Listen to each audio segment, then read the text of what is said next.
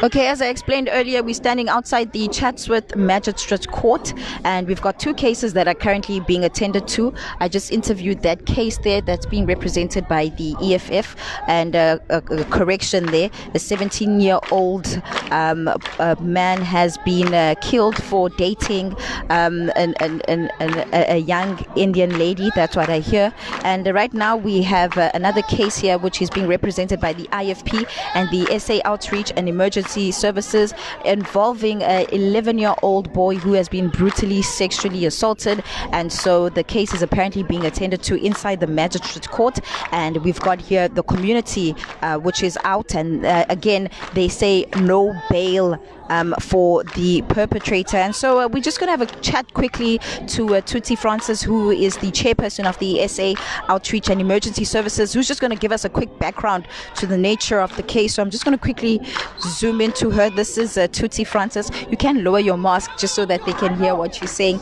Tuti, please explain what exactly is the case that is being heard today about.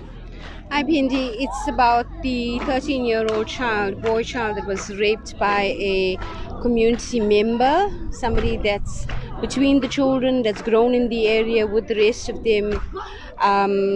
He's befriended the children before this, done Christmas parties and so forth with them. And on Saturday night, this 13-year-old was raped by this guy. He was arrested on Sunday, and the matter's come in today. It was remanded for the 11th. Do you know why the matter's been remanded? It's being remanded for a formal bail hearing. Okay. Right, and next to Tuti we have Pastor Salvin Govender, who's also representing the IFP today. And there's a petition, Pastor, that the community has signed. What is the petition regarding? So it was a petition objecting against any bail as we were preparing for the bail application, but that has been remanded to next week, the 11th. We will continue with that. There's been about 500 signatures on a memorandum that I submitted to the senior prosecutor this morning in objection to the bail in this matter of the rape for that accused. Right, representing the aspect of the IFP, what is your view on this whole matter at the moment?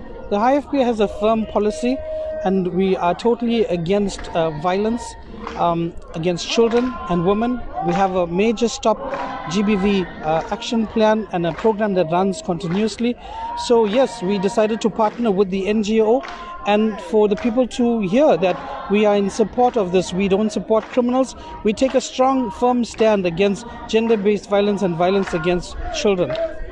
Pastor, we also briefly spoke just, off camera about the other case that's being heard this morning, and, just looking at the looting and what the separation and segregation it's bringing between, the Black and Indian community. I see that there's some form of social cohesion that's happening here between these two races. Can you please give us a comment on that?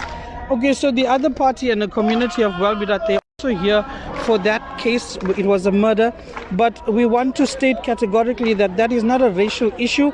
Although it was between two races, it was a love issue, and violence took place between family members and the person that passed on. So that is what you hear the singing and dancing it's about. It's objecting against bail for that accused, and we are fully supportive of it. Our party, together with other parties here and NGOs, we join them because we have the same stand that criminals must face the might of the law. And we believe that objecting against bail, some might say that you have a constitutional right to bail, but when you look at the severity of cases, then we want to say that to the public at large, you can't just get away with stuff and think that it's okay, because if these people are released out in the open, what's stopping them from doing it before they actually go into custody? Any closing words, Pastor? Yeah, I'd just like to say, in terms of the racial tension, we've been on massive racial social cohesion programs with many leaders, religious leaders, area leaders, Black and Indian, and we've made peace. We've also busy in talks with the crew that you can hear in the background on a peace march, bringing people together, because as the Excellency Prince Buthelezi has always stated from the day one of the unrest, is that Indian people are here for a long time, and both Indian and black people share the land. We have to cross paths. So there's no segregation, there is no tension. It's just that there's some voice notes go out in some videos. It causes fear amongst people, and it goes out of control, and that's why there's so many things that are happening that shouldn't happen. Just in closing words again there, Pastor, what weight do you think the petition is going to hold with regards to the case?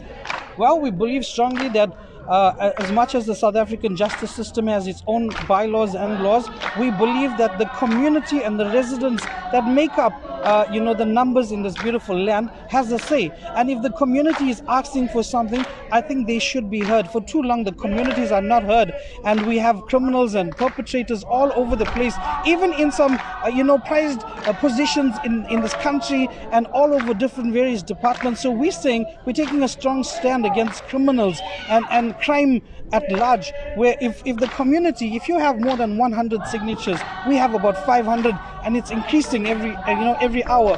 And we believe that the community should be heard, because we make up the justice system here, we make up the electoral system here, and as constituents of Chatsworth and South Africa, I believe that our voice should be heard. Definitely. Thank you so much, Pastor, and all the best with the case. Thank you. Thank you, guys. So yes, we will have to